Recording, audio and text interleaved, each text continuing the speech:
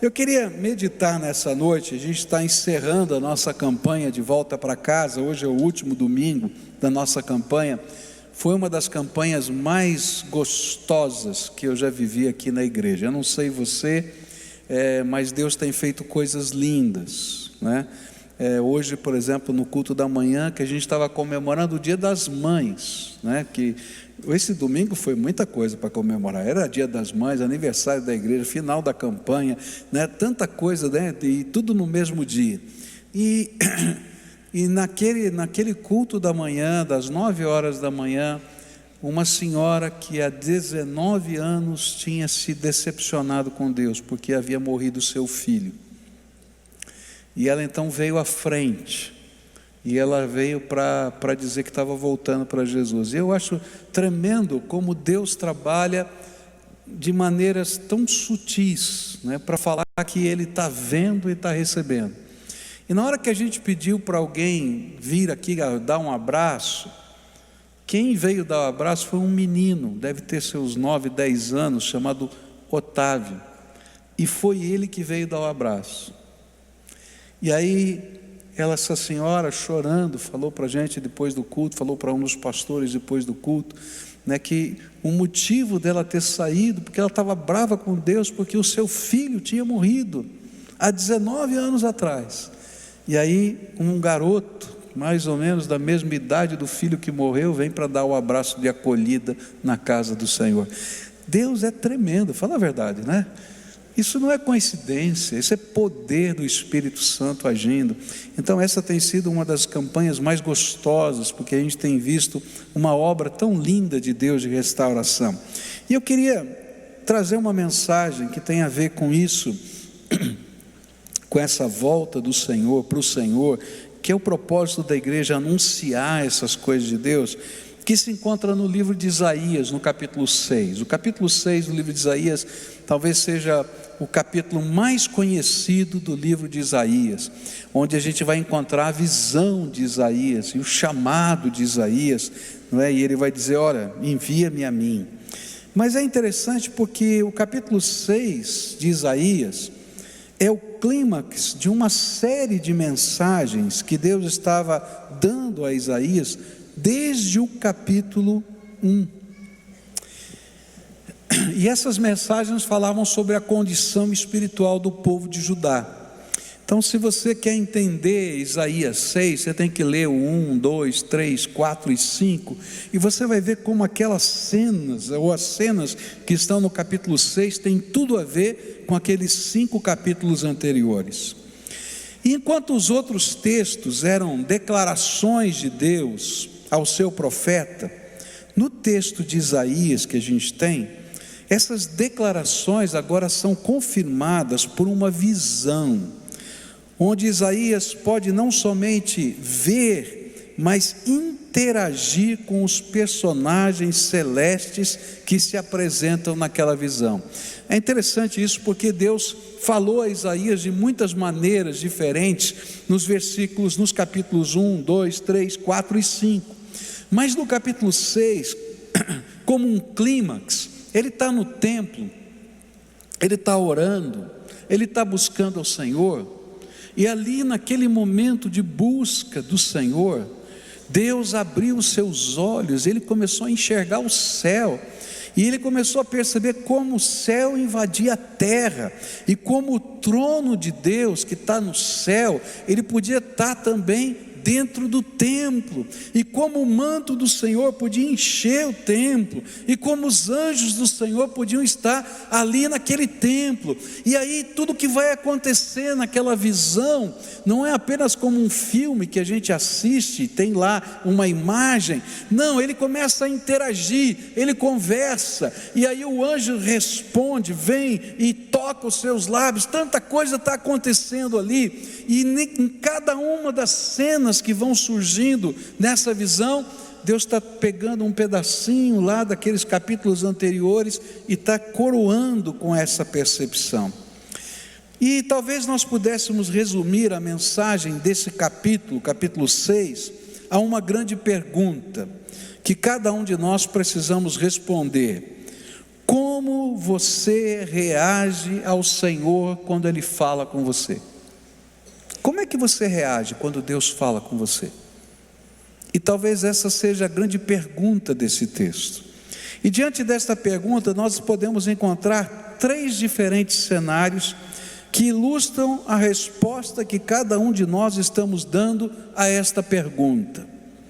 E eu queria olhar para esses 3 cenários nessa noite. O primeiro cenário são aqueles que, na busca do Senhor, são capazes de verem a glória de Deus. E aí nós vamos encontrar isso nos versículos iniciais. Diz assim a Bíblia: no ano da morte do rei Uzias, eu vi o Senhor assentado sobre um alto e sublime trono, e as abas de suas vestes enchiam o templo, e serafins estavam por cima dele, e cada um tinha 6 asas, com 2 cobria o rosto, com 2 cobria os pés, e com 2 voava.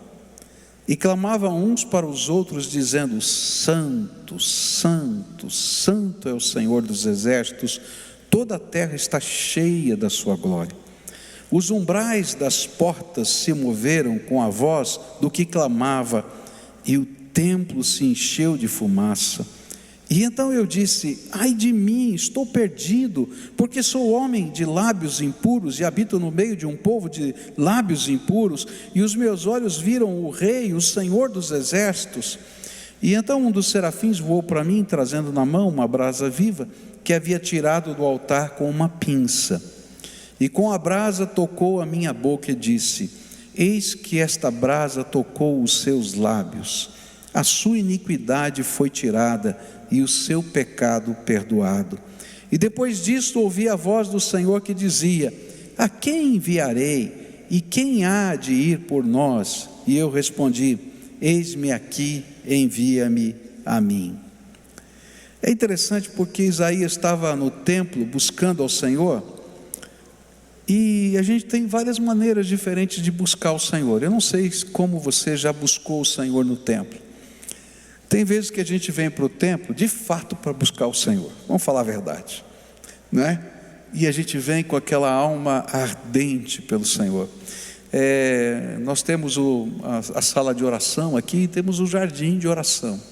Outro dia eu passava aqui pelo jardim de oração e encontrei um jovem, né, buscando ao Senhor, orando. E é interessante quando a gente vê alguém buscando ao Senhor, né, com aquela intensidade que passa até a vibração daquilo. Eu não ouvi nada da oração daquele jovem, mas alguma coisa de Deus estava acontecendo, e aquele moço estava lá clamando ao Senhor e chorando na presença de Deus. Tem vezes que a gente vai à casa de Deus buscar de fato ao Senhor, às vezes a gente só vai à casa de Deus. E Isaías foi buscar o Senhor.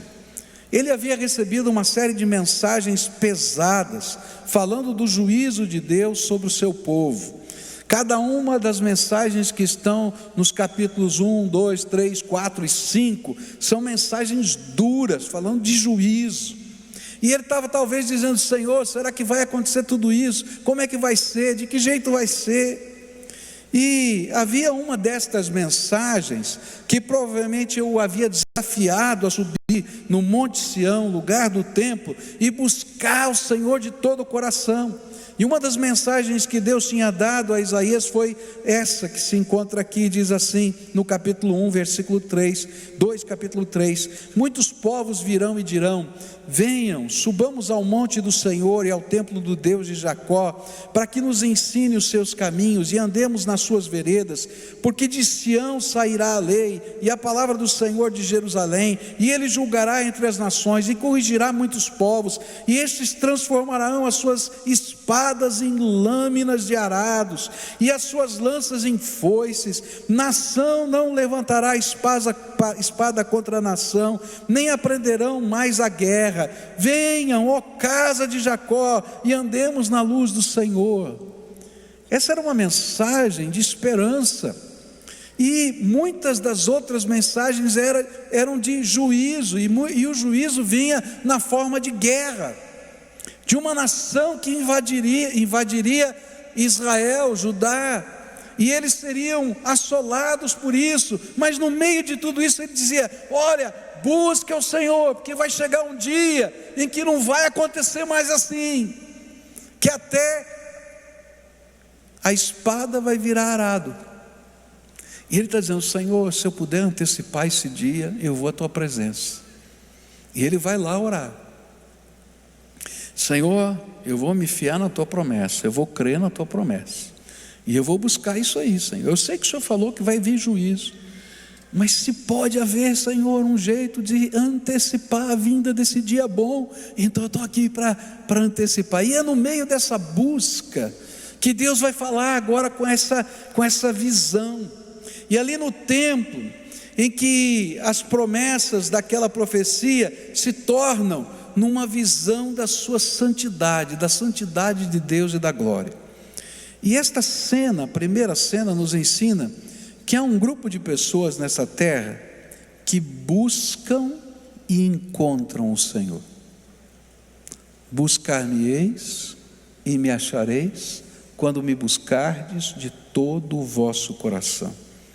E sabe, quando a gente encontra o Senhor, alguns milagres de Deus acontecem na vida da gente.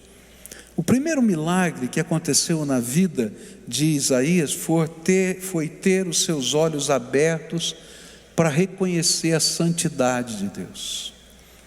E talvez essa seja a grande marca desse texto em comparação com os capítulos 1, 2, 3, 4 e 5, porque o povo não reconhecia a santidade de Deus. E por isso eles pecavam, e não, mesmo que tivesse religiosidade, eles não viviam a fé, porque eles não reconheciam a santidade de Deus. E aí você imagina essa cena, ele começa a olhar e o céu se abre, e os anjos começam a adorar a Deus, e um tipo especial de anjo, chamado serafim, começa a gritar: santo, santo, santo é o Senhor. E não apenas a gritar, mas a Bíblia diz que nessa visão ele viu os serafins como tendo 6 asas, e 2 delas eles cobriam o seu rosto por causa da glória de Deus, e com 2 delas eles cobriam os seus pés, quase que cobrindo o seu corpo todo, por causa da majestade de Deus. E o interessante é que a palavra serafim quer dizer ardente, brilhante. O anjo mais brilhante, mais glorioso, mais resplandecente da glória de Deus do céu são os serafins. E são esses anjos que cobrem o rosto diante da santidade de Deus. E nessa hora, esse homem, Isaías, que era um profeta, ele entende a santidade de Deus. E ele começa a perceber como isso se contrastava com a mensagem do capítulo 1, versículos 10 a 17, que diz que o povo não reconhecia a santidade de Deus e que não o adorava, apenas o adoravam com os lábios e não com o coração, porque não reconheciam a glória do Senhor. E apesar de reconhecerem, de viverem a liturgia, as suas vidas não eram capazes de reconhecer e temer a santidade de Deus. Quando nós buscamos a Deus de toda a nossa alma, Deus se revela a nós, e a grandeza e a glória de Deus se manifestam na nossa vida, e daí nasce o verdadeiro louvor e adoração. A gente teme ao Senhor.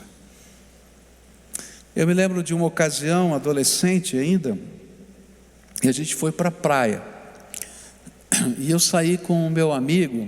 Nós estávamos hospedados numa casa, vários adolescentes, e em torno de uns 15 adolescentes numa casa de praia. Você imagina, né, como estava aquilo lá, uma confusão de adolescentes.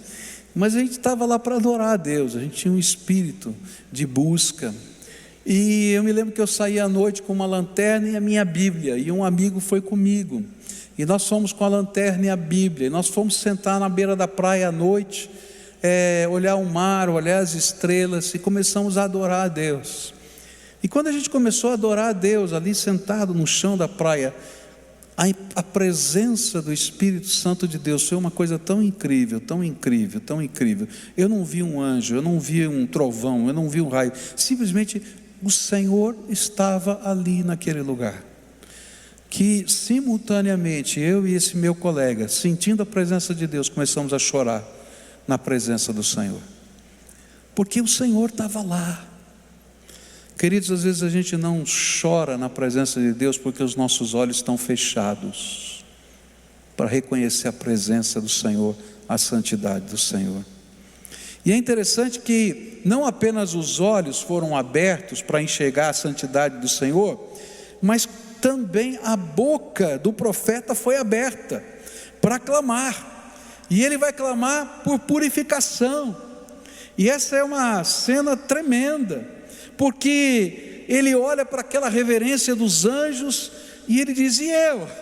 Se os anjos mais brilhantes do céu se cobrem diante da glória e da santidade de Deus, quem sou eu para me apresentar diante dele? E aí ele abre a sua boca e ele diz: ai de mim, porque eu sou pecador. Sabe, queridos, muitas vezes a gente não entende que Deus santo e pecado não tem comunhão. E somente quando os nossos olhos são abertos para discernir quem é Deus, nós podemos enxergar quem de fato nós somos. Deus coloca um espelho diante de nós. Deus coloca um espelho diante de nós. E a gente vai ter que entender que um dia a gente vai ter que se encontrar com o Deus Todo-Poderoso, com esse Deus Santo. E a grande pergunta é: será que a gente está preparado para esse encontro? Eu me lembro de um intercâmbio com adolescentes, e a igreja que veio trouxe um caixão de defunto. Então eu falei, coisa de adolescente mesmo, trouxe um caixão de defunto, né? E aí eles fizeram uma cerimônia fúnebre lá no programa dos adolescentes. E chegava uma hora no culto que todo mundo tinha que passar pelo caixão para ver o defunto, né? Sabe como se faz na saída de um funeral? Todo mundo passa, né? Olha para o defunto, alguns põem a mão, outros só olham, né? E assim vai. E quando você passava para olhar o caixão, né? O defunto não estava lá, só tinha um espelho para você ver você mesmo. Diz assim: um dia você vai estar aqui nesse lugar. Queridos, todos nós temos um encontro marcado com Deus, e se os nossos olhos não forem abertos, nossa boca não vai ser aberta para dizer: ai de mim, eu preciso que o Senhor toque a minha vida, eu preciso que o Senhor transforme. E esse profeta vai gritar: ai de mim, ai de mim. E é interessante que não apenas os olhos foram abertos, a boca foi aberta, mas essa cena gloriosa vai fazer com que algo tremendo de Deus aconteça, porque toda vez quando nós enxergamos a glória de Deus e falamos com esse Deus Todo-Poderoso aquilo que Deus quer ouvir, que é o reconhecimento da sua santidade, da nossa necessidade, então Deus toma providências a nosso favor. E aí a gente vai encontrar os versículos 1, 8, né? A gente vai encontrar Deus entrando ali e fazendo algo tremendo. E lá no capítulo 1, versículos 18, 19 e 20, aquela cena que foi a brasa viva tomada do altar e colocada sobre os lábios do profeta, ela tem um entendimento diferente para esse profeta, porque ele vai lembrar do que a profecia que ele tinha dado.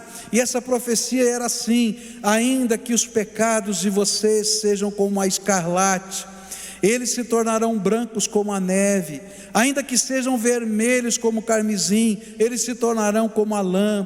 Se estiverem dispostos e me ouvirem, vocês comerão o melhor desta terra, mas se recusarem e forem rebeldes, vocês serão devorados pela espada, porque a boca do Senhor o disse. E então essa resposta veio imediatamente, e a cena agora era a purificação. Quando a gente abre a boca porque os olhos foram abertos e a gente clama pela misericórdia de Deus, Deus vem e toca a nossa vida com a sua graça. E por fim, ele vai ter os seus ouvidos abertos, e ele, depois de ser purificado, escuta o clamor de Deus. É interessante porque nós clamamos a Deus, mas Deus clama a nós. A quem eu enviarei? E quem vai no meu nome para essa terra? E quando Isaías escuta isso, ele diz: eis-me aqui, Senhor. Porque eu só posso ir porque um dia o Senhor já fez uma obra tremenda na minha vida. E essa obra tremenda na minha vida é para o louvor da glória de Deus. Eu estava aqui um pouquinho antes do começo do culto, e a mamãe do pastor Eliel, que está aqui do ladinho dele, veio me procurar, me dar um abraço, né? E começou a dizer assim: eu fico tão feliz de vir aqui, porque esse menino se perdeu. Entre os 17 e os 21 anos de idade, ele ficou nas drogas.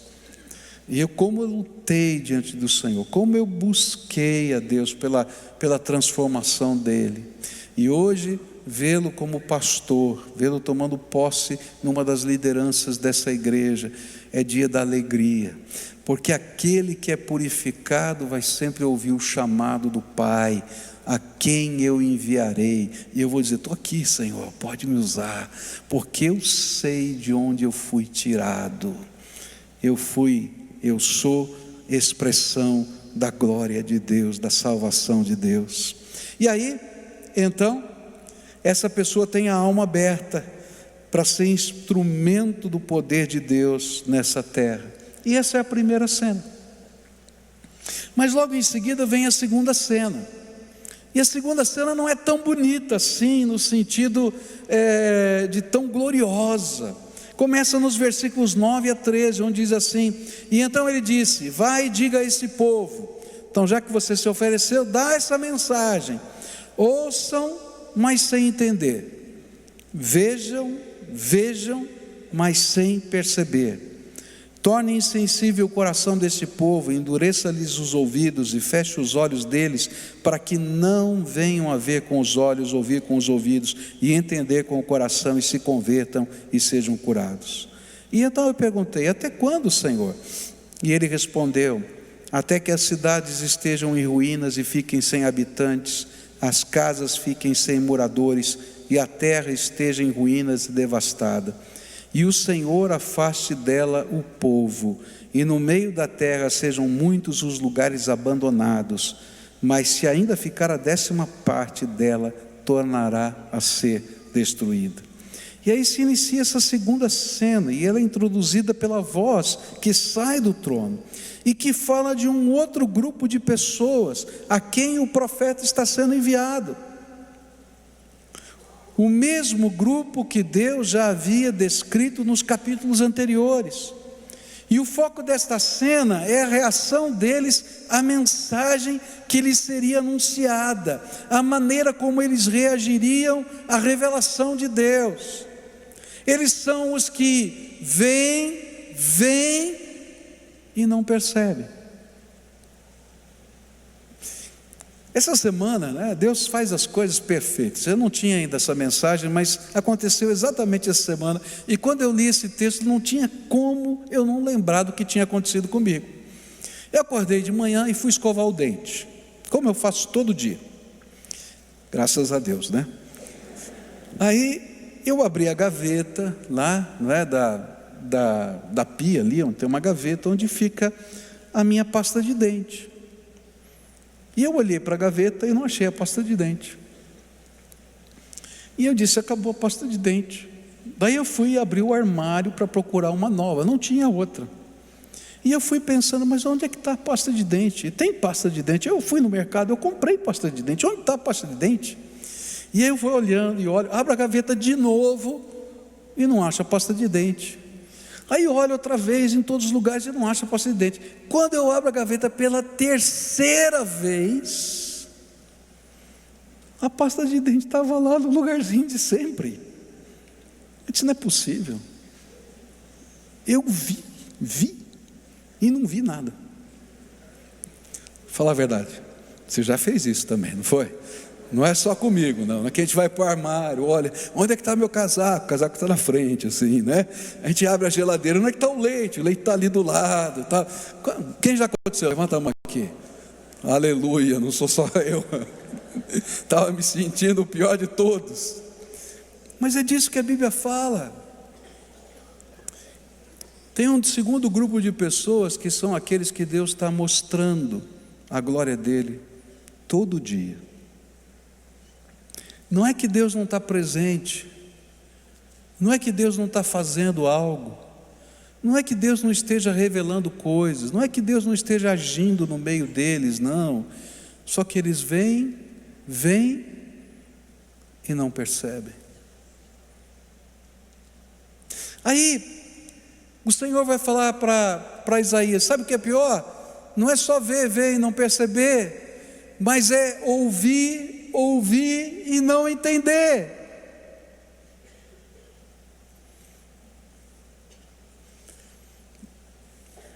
A minha esposa tem tido um pouquinho de dificuldade para falar, né? E aí então às vezes eu digo: bem, eu não entendi. Outro dia ela falou assim: você só entende quando você quer. Eu acho que ela não tem razão, não, mas tudo bem, né? Mas tem gente que só entende quando quer, não é verdade? E Deus está falando exatamente isso para a gente. Olha, eu falo, e você sabe o que eu estou falando, e você não é capaz de entender que sou eu que tenho um plano para a tua vida, porque não entendem que Deus está falando que a verdade de Deus é verdade, que a sabedoria provém dos valores eternos, e às vezes entendem tudo errado, e às vezes até usam a palavra de Deus para distorcer a verdade de Deus. E aí outra vez a gente vai encontrar lá naqueles primeiros 5 capítulos uma profecia, onde Deus vai falar exatamente disso. Ele diz assim: ai dos que ao mal chamam bem, e ao bem chamam mal, que fazem das trevas luz, e das luz fazem trevas, que mudam o amargo em doce, e o doce mudam em amargo. Ai dos que são sábios aos seus próprios olhos, e inteligentes em seu próprio conceito. São aqueles que veem e não percebem, ouvem e não entendem. É tão interessante porque às vezes a gente está tão fora do caminho de Deus, e a Bíblia fala o que é certo e o que é errado, e a gente se acha o máximo, a gente se acha o mais capaz, o mais inteligente, a gente se acha moderno, a gente se acha contextualizado, e aí defende aquilo que Deus diz que é pecado, como se fosse a verdade mais soberana. Eu estava vendo uma propaganda, né, de uma emissora de televisão sobre o Dia das Mães, e tinha um bonequinho que ora virava homem, ora virava mulher, para representar a mãe, como se aquilo fosse a coisa mais elevada, mais simples da vida. Eu nunca vi uma criança nascer do ventre de um homem. Eu não estou falando de carinho, de afeto, eu estou falando de nascer. E de repente a gente transmuda todas essas coisas, como se isso fosse normal. Veem e não percebem, ouvem e não entendem. Esse é o grupo, esse é o segundo grupo que está aqui nessa cena. E sabe o que é pior? É que a Bíblia diz que essas pessoas que veem e não percebem, ouvem e não entendem, ouvem tanto, veem tanto, que uma hora se tornam insensíveis, duros.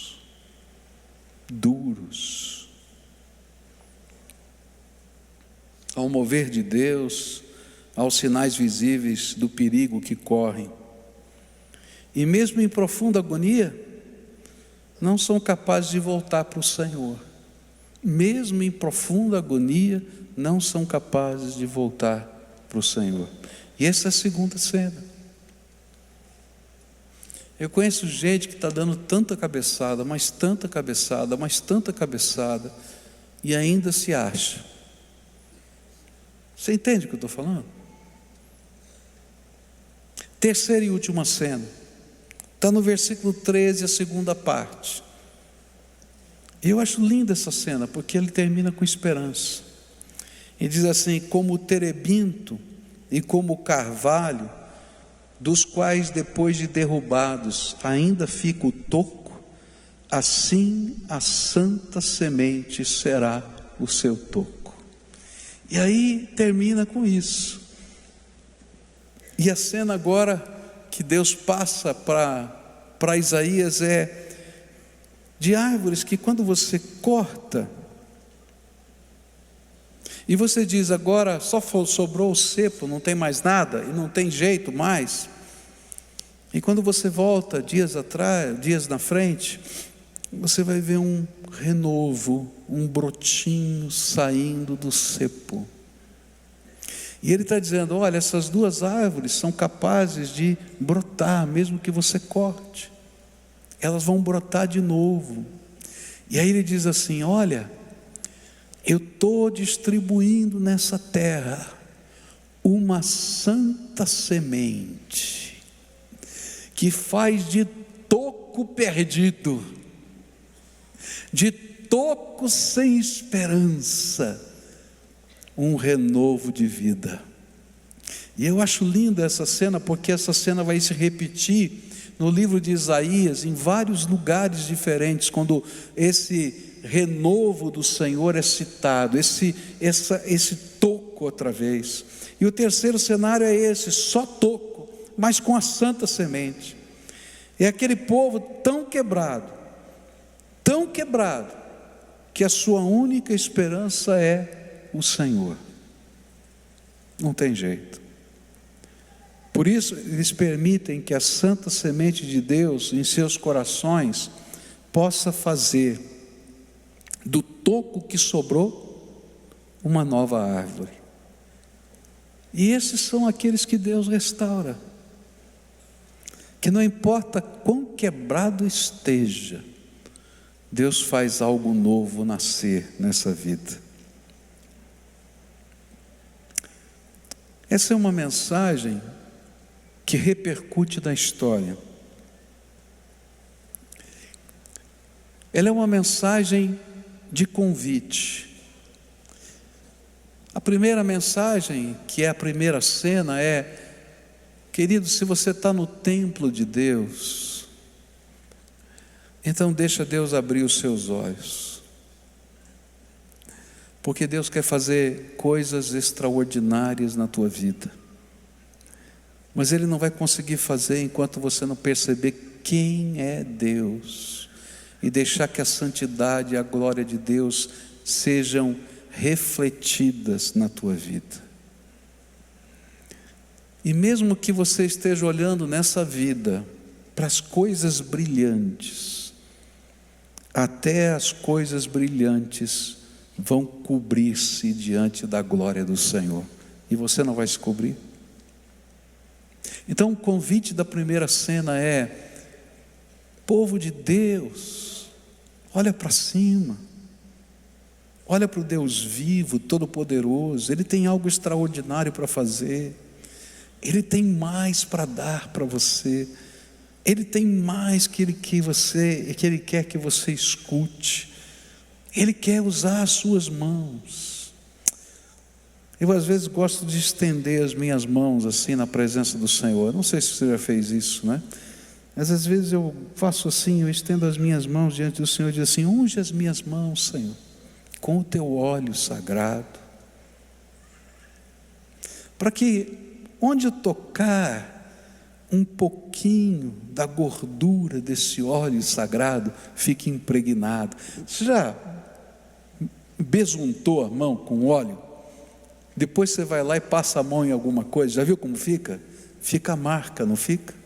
Sabe o que Deus quer fazer? Quer fazer com que você deixe marcas por onde você vai passando, da presença gloriosa do Senhor.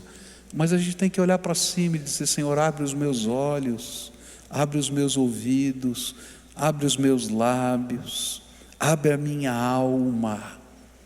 E na medida que a gente faz isso, a glória do Senhor se revela. Há um apelo na segunda cena. O apelo é: toma cuidado.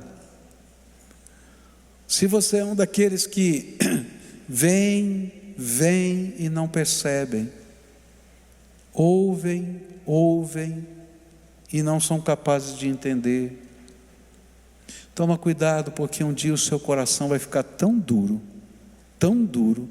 que não vai sobrar nem toco.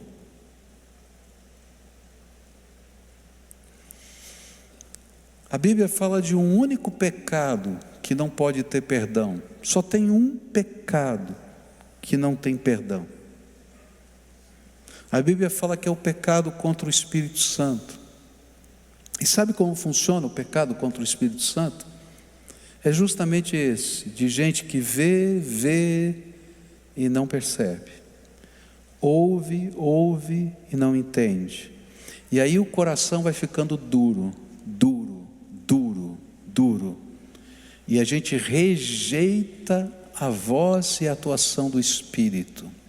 E esse rejeitar a voz e a atuação do Espírito é o pecado contra o Espírito Santo, que não tem perdão, porque nunca vai haver arrependimento nem transformação. Há muitos anos atrás eu fui expulsar um demônio de uma pessoa, eu nunca mais vou me esquecer dessa cena. E Deus, antes de eu ir e sair de casa para expulsar, eu conhecia a casa, conhecia as pessoas, conhecia aquele homem.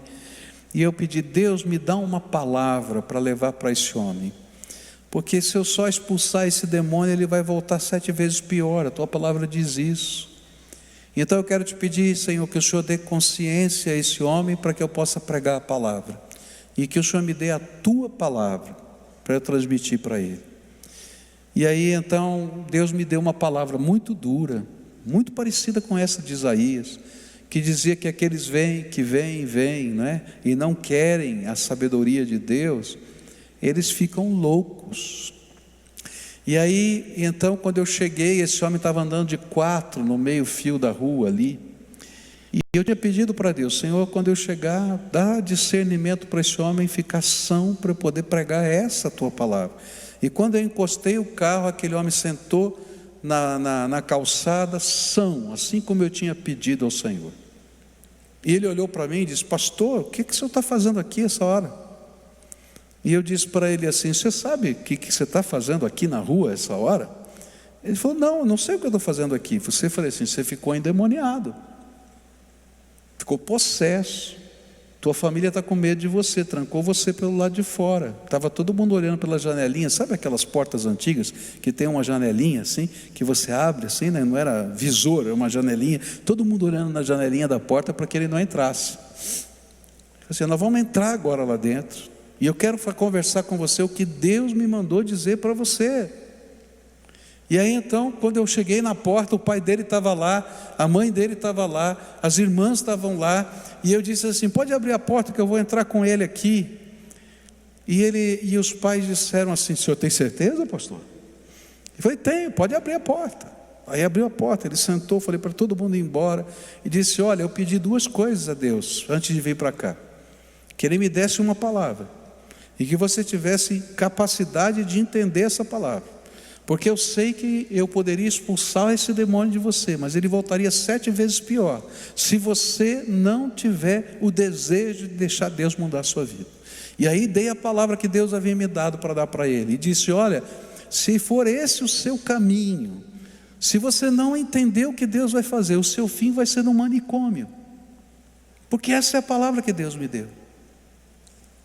E eu nunca mais vou me esquecer do que ele falou. Pastor, eu fiz um pacto com Satanás. E nesse pacto, eu prometi a ele a minha vida. Porque eu tenho um sonho. Eu quero ser cantor. E só ele vai me dar isso. E se eu tiver que abrir mão de algumas coisas que eu pratico e desse sonho para ficar são, eu prefiro ficar com o diabo e ficar louco. Eu disse para ele: eu não posso fazer nada por você. porque você está tomando a sua decisão. E para a tristeza de todo mundo, alguns dias depois ele foi internado no manicômio, porque ficou completamente louco. Na verdade, endemoniado. Porque ele tomou decisões. Cuidado, porque quando a gente vê e não percebe, ouve e não entende, o coração fica duro, muito duro. E é por isso que essa mensagem era tão dura. Mas tem uma mensagem linda de esperança. É que mesmo alguém que tenha vivido assim, vendo e não percebendo, ouvindo e não entendendo, se ele permitir que mesmo que ele esteja só toco, a santa semente fique nele. Não importa se você é só toco, Deus vai fazer florescer vida nova. E essa é a palavra de Deus, palavra que está nessa profecia, palavra que está nos evangelhos, palavra que é anunciada no mundo inteiro por aqueles que temem a Deus. Essa é a palavra que fez da minha vida o que eu sou. O Senhor é a minha esperança e a minha salvação. Nele eu vou confiar. Essa é a mensagem de Deus. Por isso nessa noite eu queria orar com você. E eu tenho 2 desafios espirituais. O primeiro desafio eu quero fazer a toda essa igreja que está aqui. Virão dias, queridos, eles estão chegando, em que Deus vai fazer uma grande obra na nossa nação. Pode escrever. Esses dias estão chegando. Mas para isso Deus tem que levantar um povo santo, um povo que não apenas queira os carismas de Deus, mas o caráter de Deus e a santidade de Deus. Gente que entra no templo para ter encontros com Deus, gente que queira ver a glória de Deus, gente que queira interagir com os anjos do céu, gente que venha buscar a unção do alto, gente que seja como verdadeiros serafins na terra, que brilhem nessa terra e inspirem pessoas, mas ao mesmo tempo estejam cobrindo seu rosto, seus pés, porque sabem que são só pó diante da glória do Senhor. E Deus hoje está chamando você para viver essa experiência com Deus, de santidade, de busca, de adoração, da gente chegar aqui a qualquer hora do dia ou da noite e encontrar gente de mão para o céu adorando a Deus, de chegar na tua casa e ver que a sala da tua casa virou um templo de adoração ao Senhor, que você reúne os seus filhos, a sua família, e você celebra Jesus, autor e consumador da fé, onde respostas às orações vão acontecer. E a Bíblia diz que quando isso começa a acontecer, as pessoas começam a correr na direção dessa gente e dizer: por favor, nos ensinem a andar com Deus. E vai acontecer isso na tua casa. A gente vai bater na tua porta e vai dizer: por favor, me ensina a andar com Deus, porque eu vejo coisas tremendas de Deus acontecendo. E hoje eu vim desafiar essa igreja, em nome de Jesus, a ser as primícias desse santo movimento de Deus que já está nascendo nessa terra. Eu creio que Deus está fazendo algo tremendo, e eu quero estar nesse negócio, quero estar junto, e quero dizer: Senhor, faz isso na minha vida. E quando você vem para o templo, ou quando você ora na tua casa, que o céu se abra, porque você busca o Senhor de todo o coração, de toda a sua alma, com todo o seu entendimento, com todas as suas forças, e aí a glória do Senhor vai se revelar. Esse é o primeiro apelo, que eu espero que você receba e que você atenda. Mas o segundo apelo, eu vou convidar pessoas para virem aqui à frente para a gente orar. Porque no meio desse povo que está aqui hoje, e quem sabe nos vendo pela televisão, pela internet, milhares de pessoas estão nos vendo agora, milhares de pessoas. No meio desse povo tem a gente que está se sentindo como só toco, não sobrou nada. E se olharem para a sua vida, vão perceber que muitas vezes viram e não perceberam, ouviram e não entenderam, e endureceram o coração, mas ainda um pouquinho do temor de Deus sobrou na tua alma. E o Senhor quer aproveitar esse pouquinho do temor de Deus que sobrou na tua alma para Ele plantar uma santa semente e fazer desse toco sem esperança um renovo de vida glorioso, transformado, porque essa é a obra de Deus. E é esses que o Senhor diz: olha, volta para casa, volta para o Pai, deixa eu fazer uma obra nova na tua vida. E é por essas pessoas que eu queria orar hoje. Se hoje o Espírito Santo de Deus está falando ao seu coração, e nessa hora você está entendendo, olha, essa palavra de Deus foi para mim. É interessante como Deus faz isso, né? Outro dia eu conversava com uma pessoa e essa pessoa me disse assim: olha, pastor, o senhor pregou só para mim. Aí chegou logo depois uma outra pessoa e disse assim: pastor, o senhor pregou só para mim. Eu falei: olha só, né?